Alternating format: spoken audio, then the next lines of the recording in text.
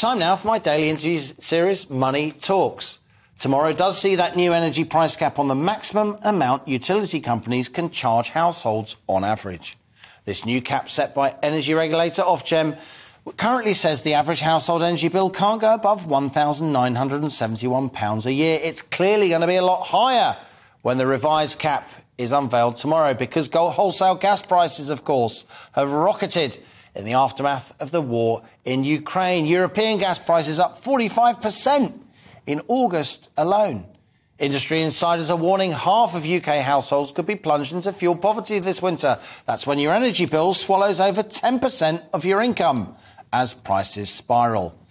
Now, energy expert Derek Lickorish has over 50 years' experience in the energy industry, a previous chairman of the government's Fuel Poverty Advisory Group. He's now non-executive chair of Utility Energy and has been awarded an MBE, no less, for helping poor households access energy. So here he is, energy industry campaigner Derek Lickorish, my latest guest on Money Talks.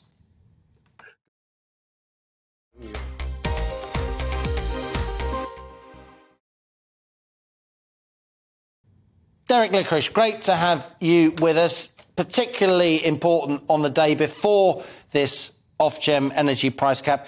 Let me just put something to you that I was discussing with my friend and GBNews colleague Gloria De Piero in her show between 12 and 1. There is a bit of hiatus. There is this ongoing Tory leadership contest. The government is kind of on ice at the moment. I think we should reassure viewers and listeners that at some stage there will be additional help for households who will struggle with higher fuel and energy bills this autumn and winter.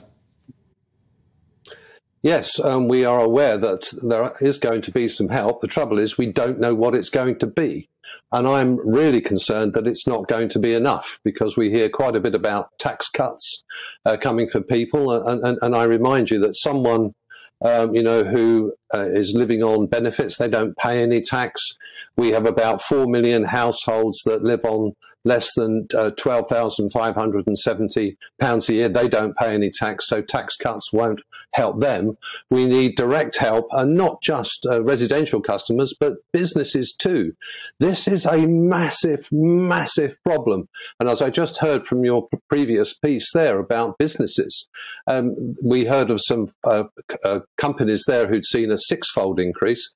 I can tell you that some companies coming off fixed price deals are looking at a 10-fold increase.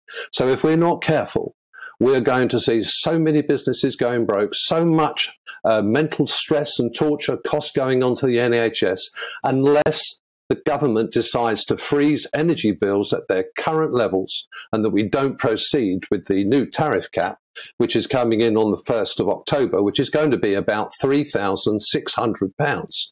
And if I could, Liam, just correct something you said earlier. You said that people's bills won't go above £1,971. That's on average consumption. All the price caps are based on average consumption.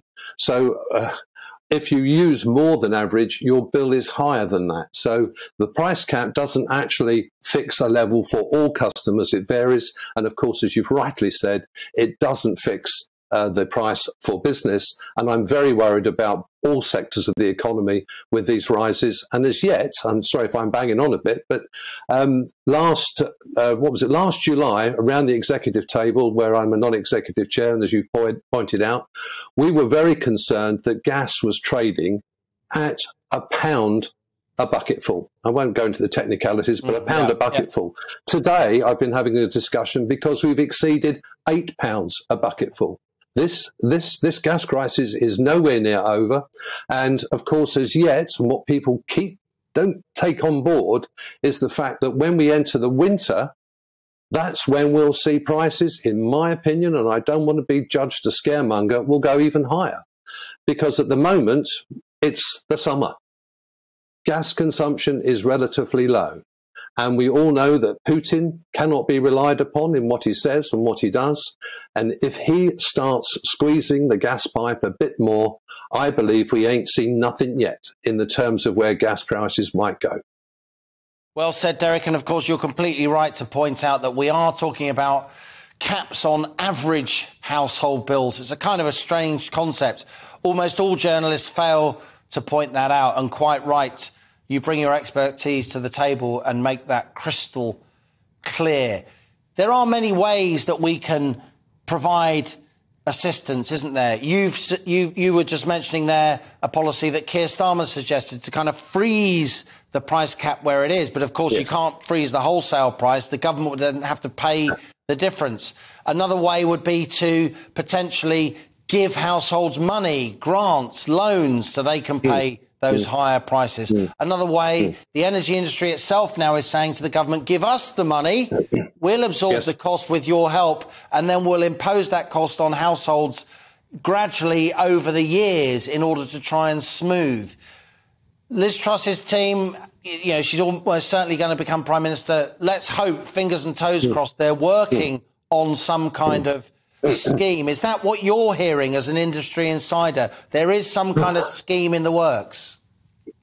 There is a very big scheme in the works, and there are a lot of nuances to this, which people will have to start getting their heads around.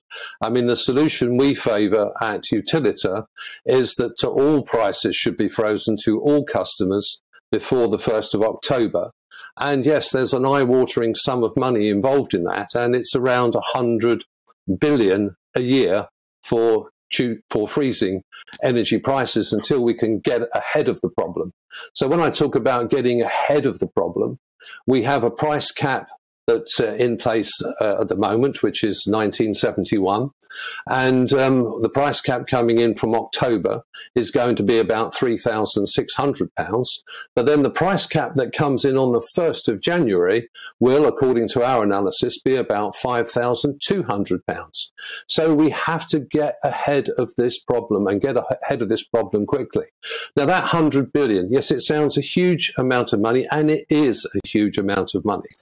I heard Boris Johnson talking yesterday about the Ukraine war. He was over there and saying, that how our high energy prices are the prices that we are paying while the war is as it is, and we support them. But I'm anxious about how longer we can garner that support of everybody. And he said, it's a war. Well, we understand it's a war. If you look back to the borrowings of the United Kingdom for the Second World War, just as an example to see how much we borrowed back then, the national debt back then was 240% of GDP. It was a very high figure because we had 120% of that was due to the First World War. It was about £1 trillion in today's money. And the net borrowing on a percentage basis to fund that debt was about 25%. Now, if you look at the national debt today, it's about 85% of GDP, and our net annual borrowing to fund that went from 2.5% up to 15%, and that was it was increased because of what we did to COVID.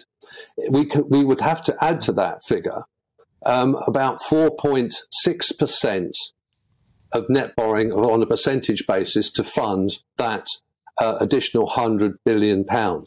And if we don't do that, I can't see many businesses surviving through what is going to be an earthquake in terms of their increase in their costs, and for households too. The average salary...